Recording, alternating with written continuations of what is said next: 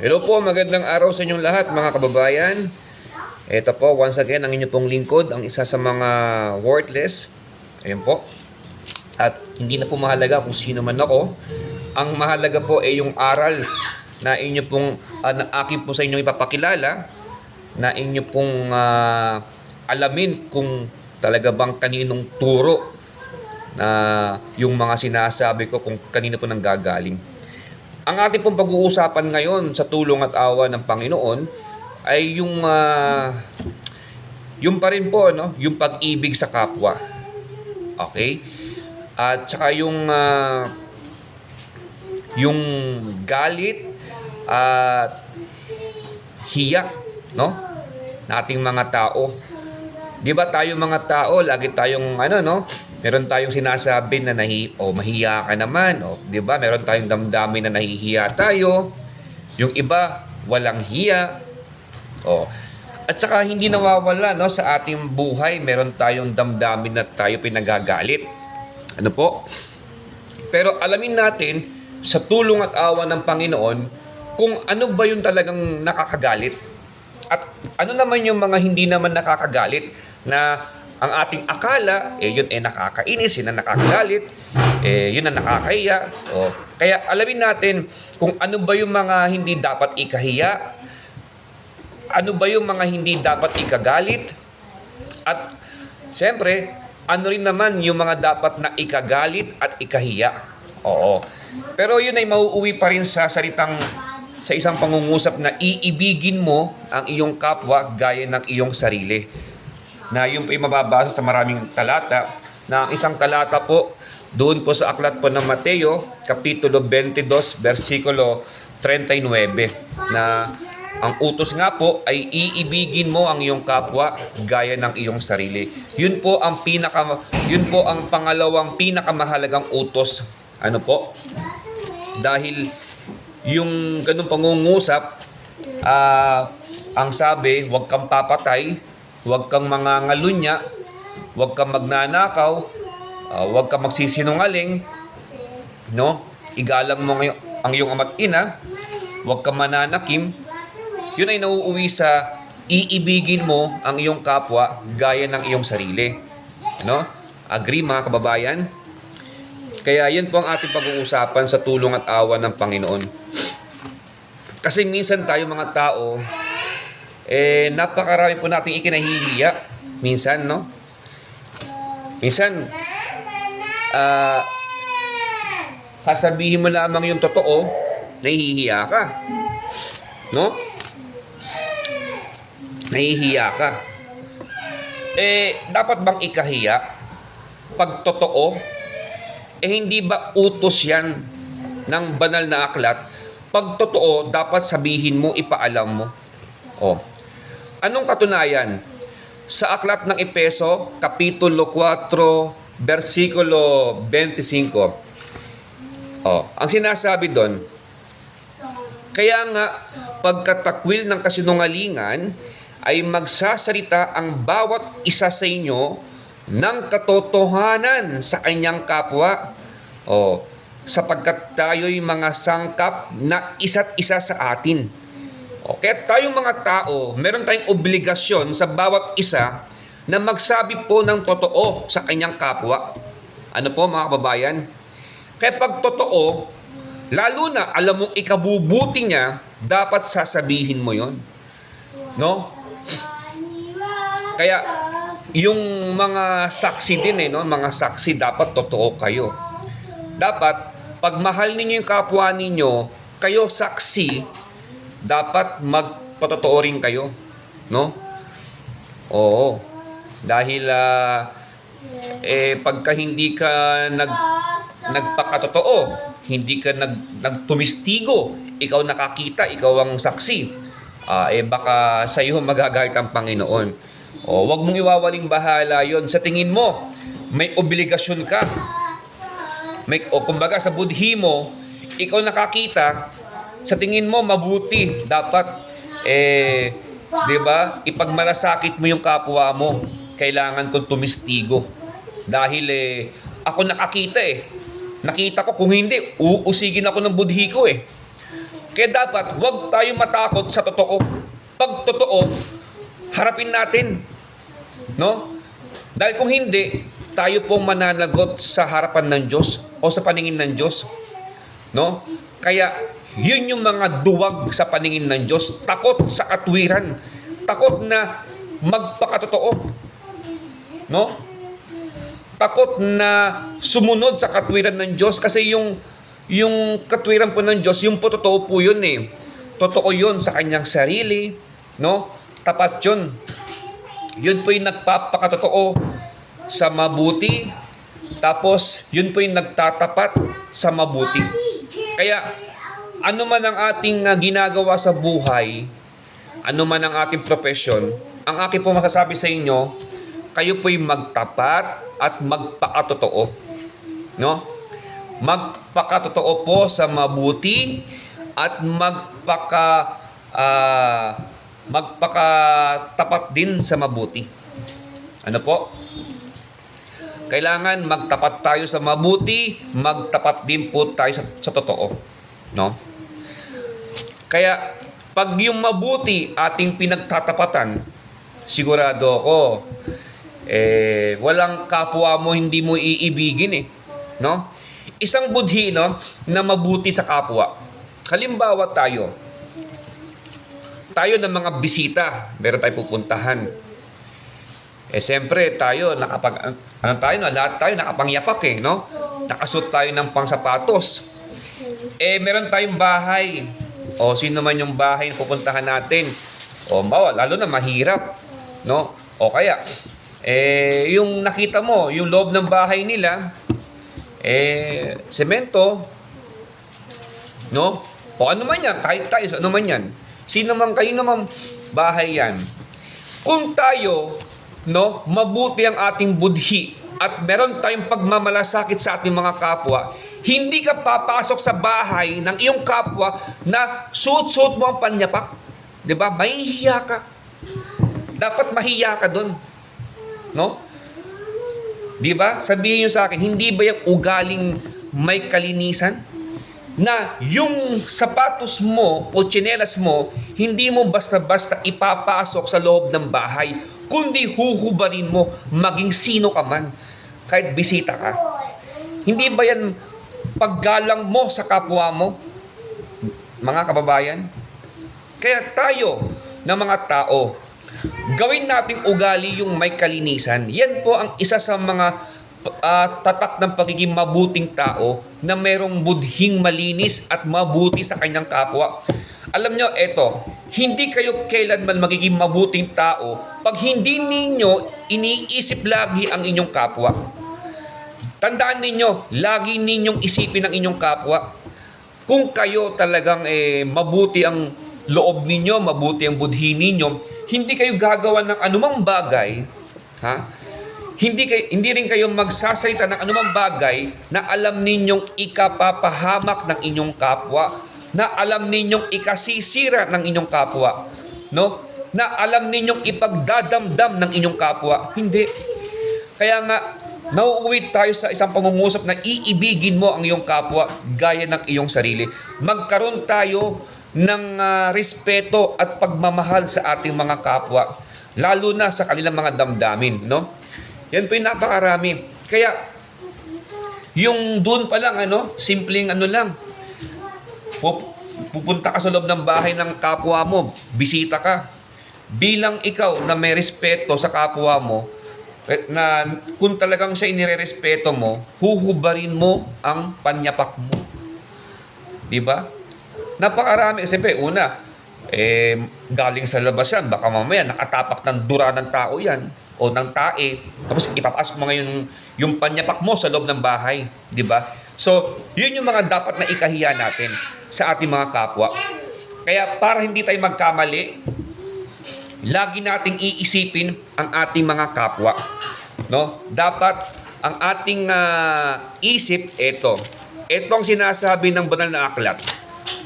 Para magkaroon tayo ng concern, no, sa ating mga kapwa, dapat iniisip natin lagi mabuti ang ating kapwa, no? Mga kababayan, Dapat yan ang laging ating iniisip na mabuti ang ating kapwa.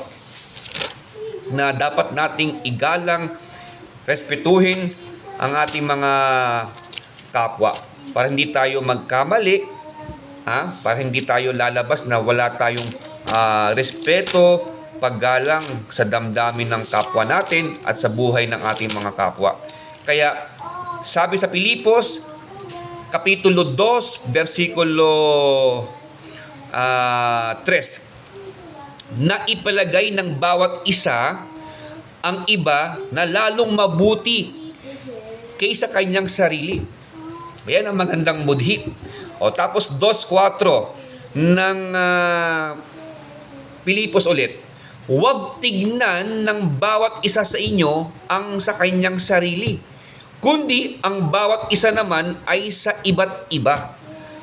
Kaya kailangan ang titignan mo hindi lamang pang sarili mo, pang sariling kapakinabangan mo, sariling gusto mo, sariling interest mo. Dapat tignan mo rin yung iba yung kapwa mo, yung kanilang kailangan, yung kanila ding mga damdamin sa kanilang buhay. Tignan mo kung makakabuti rin ba o makakasama. At wag lang puro pang sarili mo, kundi para din sa iba, no? Lalo na may sinasabi tayo sa buhay, o lalo na may nasasakupan tayo mga tao o lugar, di ba, mga kababayan? Kaya huwag tignan ng bawat isa sa inyo ang sa kanyang sarili, kundi ang bawat isa naman ay sa iba't iba. Ngayon, 2:5 naman, ito ang gusto ko sa inyong ipaisip, no? Mangagkaroon kayo sa inyo ng pag-iisip na ito'y na kay Kristo Jesus din naman. No? Yan. Para matiyak natin na kung tayo ba'y lumalakad ayon sa pag-ibig, dapat iniisip natin yung ating mga kapwa kung makakabuti ba yun o makakasama. Yan ang ating dapat laging isipin. Gusto mong mabuhay ng marangal, gusto mong maging mapayapa, gusto mong maging maalwan, gusto mong guminhawa, dapat yun din ang iniisip mo sa kapwa mo. Para matiyak mo na ikaw umiibig ka sa kapwa mo. Kung paano mong ipinagmamalasakit ang sarili mo o ang mahal mo sa buhay, dapat ganun mo rin ipagmalasakit ang iyong mga kapwa. Lalo na kung ikaw yung tao na merong posisyon sa buhay o may sinasabi sa buhay o may nasasakupang mga tao, no? O sinasabi sa buhay, dapat lalo na mas makitaan ka ng pag-ibig mo sa kapwa gaya ng iyong sarili. Nagugutom ka. Alam mo rin nagugutom ka, kailangan mo kumain. Alam mo, ganun din sila. Nagugutom din sila, kailangan din lang kumain. Kung ano yung mabuti sa tingin mo sa'yo, dapat yun din ang iisipin mo na mabuti rin naman sa iba. Napakikinabangan nila.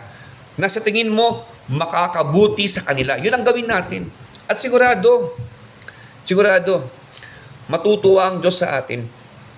No? Kaya gawin natin yung mabuti, yung matuwid sa ating mga kapwa. No? Sigurado, matutupad mo yung salitang iibigin mo ang iyong kapwa gaya ng iyong sarili. Ano pang isang halimbawa? Ito. Ikaw, lalaki, may asawa ka. Gusto mo ba yung asawa mo nililigawan ng iba o nilalandi ng iba? Di ba? Sinong lalaki na pumapayag o okay lang sa kanya na yung asawa niya may ibang nagkakagusto o kaya yung asawa niya nagkakagusto sa iba? Sinong ganon? Sinong lalaki matinong ganon? Di ba? Wala, ano? Walang lalaki na ang gusto niya yung asawa niya pakialaman ng iba. No? Walang ganon. Kaya, ang ibig ko sabihin, ikaw na lalaki, kung may pagmamahal ka una sa Diyos at sa kapwa mo, hindi mo pakikialaman yung babae na hindi mo naman asawa. Tama? Kaya kayong may mga asawa na sa buhay ninyo, wag na kayong maghanap pa ng iba. Baka mamaya ang mahanap ninyo may asawa pala o magkakaproblema kayo. No? Kayo naman mga babae, kayo, wala kayong asawa, huwag kayong pumatol sa merong asawa. 'Di ba? Magpakatalino kayo at huwag kayong magpakamangmang. Oh. Hindi porket lalaki na, magandang hanap buhay, mayaman, iyon ang papatulan. 'Di ba? Magkaroon tayo ng sa ating pagkatao, sa ating pagkababae, yung dignidad, no? Lumping. Ano po? Kuha ni Jaja. Ay, wag yan. Ayan. So, hindi ba yan mga good moral? Mga aral na kung saan ating ikabubuti? Anong ibig ko sabihin? Magtapat tayo, no? Magpakabuti po tayo. Huwag tayong mag-asal hayop sa ating mga buhay. No? Kaya kayo na may mga asawa, respetuhin ninyo ang inyong mga asawa, no? Igalang ninyo ang inyong mga asawa. Magmahalang kayo, maging tapat kayo. Kayo mga lalaki, kayo may mga asawa na kayo, huwag na kayong tumikim ng iba. Yan ay isang kasuklam-suklam sa paningin ng Diyos, mga kababayan. Kaya dahil diyan nagagalit ang Panginoon, napupuot ang Diyos sa ginagawa natin. Kaya yan ang gusto kong sabihin sa inyo.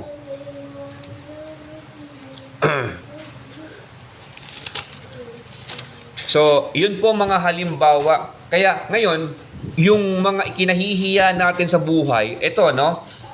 Ito. Uy, walang pera. Uy, nangungutang. No? Anong masama doon?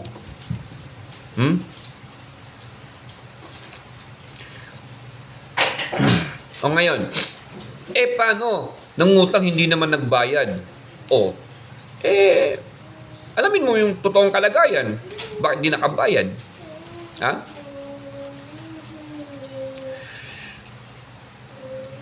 Mga kababayan, kasi minsan, tayo mga may pera, dahil sa pag-ibig natin sa pera, mabawasan man lang konti, hindi na tayo mapakali. No? Lalo na, yung nanghiram sa'yo, o yung pinahiraman mo, yung tinulungan mo, mahirap. No? Mahirap. Isang kahig, isang tuka lang sa buhay. Dapat sana, hindi naman nakabayad, dapat hayaan mo na yon. Bakit? Kasi may pera naman kayo. No? Kaya nga, masama talaga kapag iniibig natin ang pera. Nang dahil sa pera, tayo ipapatay. No? Nang dahil sa pera, ayan, tayo ay magdidemanda. No? Ang daming masama pagka ang ating iniibig ang pera. Mga kababayan, huwag po natin ibigin ang pera, kundi ang ating kapwa. No? Ang totoong umiibig sa kanyang kapwa, pati buhay niya, ibibigay niya. No? Kung talagang tayo mangingibig. Diba? Yan lang yung pera mo, hindi mo malang maibigay-bigay sa kanya ng magandang loob o ng may kusang loob. Diba? Kanino? Siyempre, pangunahin na sa mga mahal nyo sa buhay o kamag-anak, kaibigan, kakilala, di ba? O kung sino man ang nangangailangan. Alam nyo, sa Bible kasi, pag ito ang ating susundin, Biblia, ayaw nga tayo maging nasa pera, tayo maging maibigin sa pera. Ayaw, pinaiilag nga tayo 13:5 ng Hebreo. Sabi, mangilag kayo sa pag-ibig sa salapi. Mangagkasya kayo sa inyong tinatangkilik, sapagkat siya rin ang nagsabi, sa anumang paraan ay hindi kita papagkukulangin, sa anumang paraan ni hindi kita pababayaan. Kaya tayo po ay pinaiilag sa pag-ibig sa salapi, na huwag tayong maging maibigin sa salapi masyado. Kung meron ka ng pera, okay na yon. Marami ka nga pera Masyado mo naman iniibig ang pera mo. Dapat kung mahal mo ang kapwa mo, gagawa ka ng paraan para ikaw pa'y makapagbigay. Biro mo, no? Makapagbigay sa mga nangangailangan. Kaya 4:28 ng Epeso, ang nagnanakaw, wag nang magnakaw pa, bagkus magpagal, na igawa ang kanyang mga kamay ng mabuting bagay o ng mabubuting bagay.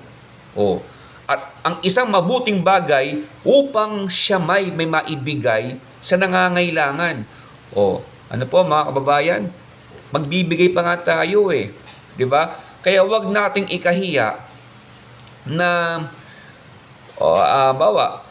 mahirap ka, o wag mong ikahiya. Nangungutang ka, wag mong ikahiya. O, ikaw namang nilalapitan, wag mo rin naman siyang ikahiya. 'Di ba? Hindi ko mo naghihirap siya, ikahihiya mo na siya, itatakwil mo na sa puso mo, wag. 'Di ba? Sa oras ng pangangailangan, dapat doon ka maasahan kung talaga may pag-ibig ka sa kapwa mo. Maliban na lang kung ang pag-ibig mo lang masyado sa sarili mo. O, ang iniibig mo lang ang sarili mo. Ang iniibig mo lang ang salapi mo o ang iyong pera o ang iyong kayamanan. Hindi. Ang utos nga, ibigin mo ang iyong kapwa gaya ng iyong sarili. Kayo naman, ang inibig ninyo, pera ninyo masyado. Kaya tingnan nyo, may kapwa kayo, halimbawa, lumalapit sa inyo, hindi nyo na Si Mama Emma, tapos dadalit siya. Ha? Nung dadating sa dini sa taas, dadalit siya. Tapos Bakit? natalat, sabi niya Ano? mamaya. Oo. Sige, mamaya, isun, ha? Isun na lang po mamaya.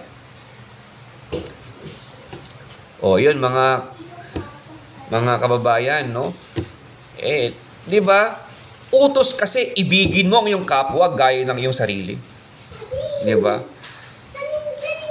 At tapos, pinaiilag tayo sa pag-ibig sa salapi.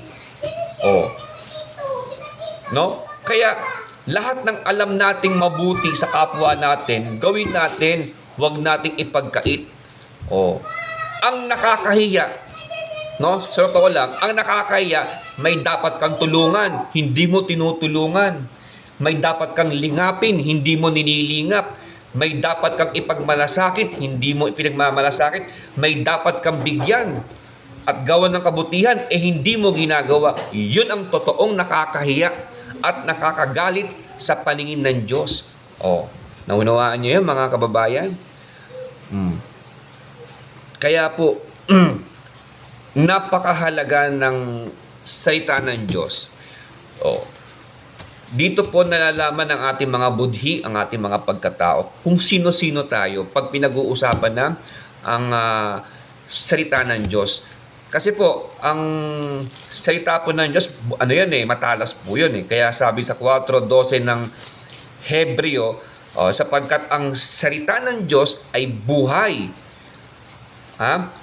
at mabisa at matalas kaysa alinmang tabak na may 2 talim, at bumabaon hanggang sa paghihiwalay ng kaluluwa at espiritu, ng mga kasukasuan at ng utak, at madaling kumilala ng mga pag-iisip at mga haka ng puso.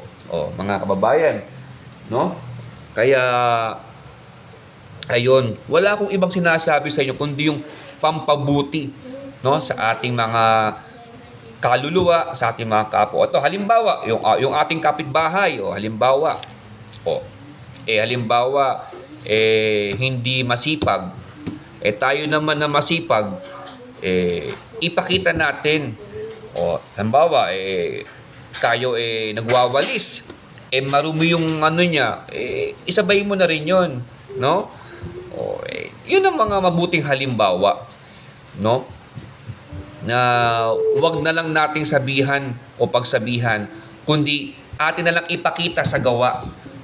'Di ba? Kasi pag gumagawa tayo, ang sabi nga, 'di ba? Actions, ano sabi? Actions more speak louder than voice.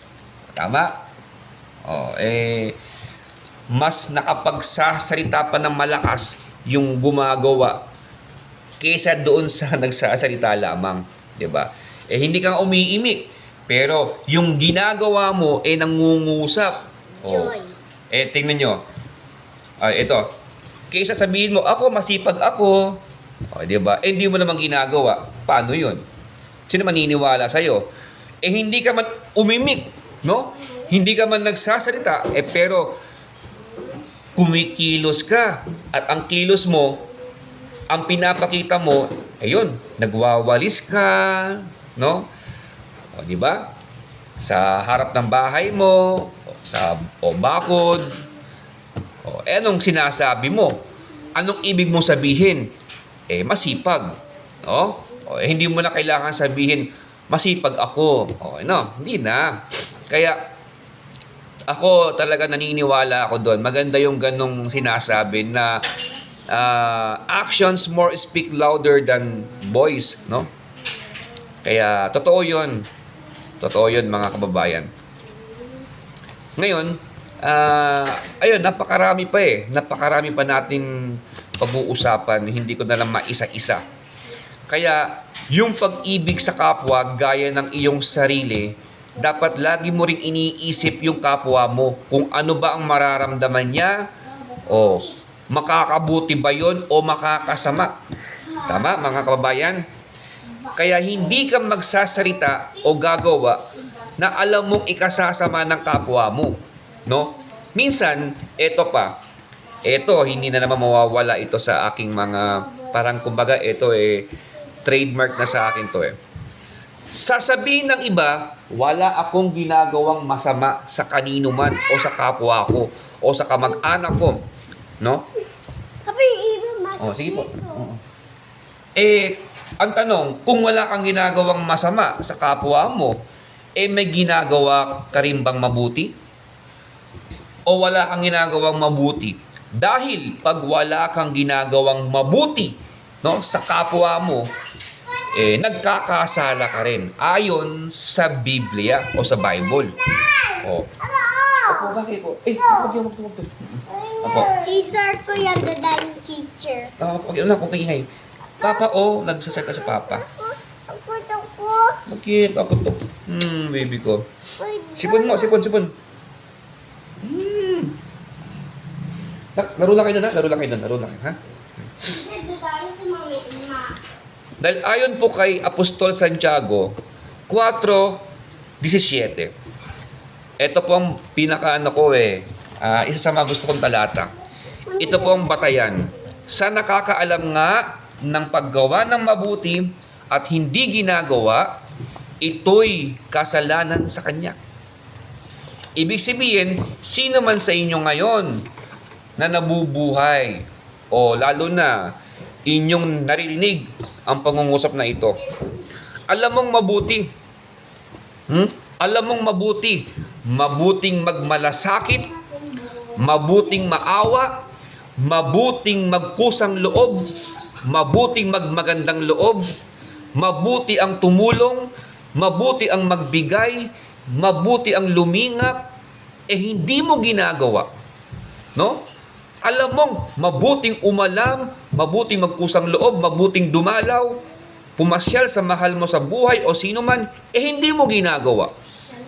No? Ayon kay Apostol Santiago, na apostol ni Kristo, nagkakasala ka. Oo. Kasi alam mong mabuti, hindi mo ginagawa sa kapwa mo, nagkakasala ka. Agree ba kayo dyan? Sinasabi sa Bible Sinasabi sa Bible po yan, maraming translation, marami ding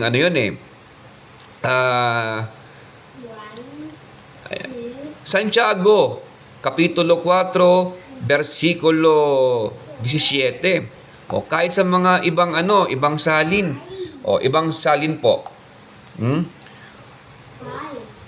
Santiago, Kapitulo 4, versikulo 17. Sa ibang salin po ng Tagalog, ito po ang sinasabi. Ang nakakaalam na dapat niyang gawin ang mabuti, ngunit hindi iyon ginagawa, ay nagkakasala. Kaya hindi niyo napapansin, akala niyo wala akong ginagawang masama, okay na. Wala ka rin namang ginagawang mabuti. Hindi ka isang taong mapagmalasakit. Hindi ka isang taong mapagmalasakit sa mabuti. Hindi ka gumagawa ng mabuti sa kapwa mo. Hindi ka nagkukusang loob. Hindi ka nagmamagandang loob. hindi ka tumutulong, hindi ka nagbibigay, o paano yun? Paano ka naging mabuti sa kapwa mo?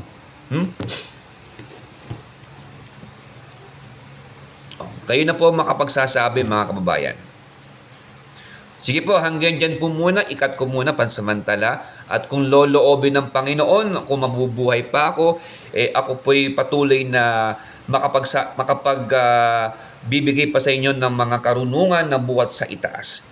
At salamat po sa inyo at maraming salamat po sa Diyos sa pagkakataong ito at kayo po'y kaawa ng Diyos. Sana po ako po'y nakatulong sa inyo para inyo namang gawin. Kaya tandaan niyo po yung talata 4:17 ng Santiago. Sa nakakaalam nga ng paggawa ng mabuti at hindi ginagawa, ito'y kasalanan sa kanya. Kaya sana gawin niyo po yung mabuti ng may kaligayahan at ng buong puso. Pagpalain kayo ng Diyos. Salamat po sa araw na ito. Salamat sa Diyos.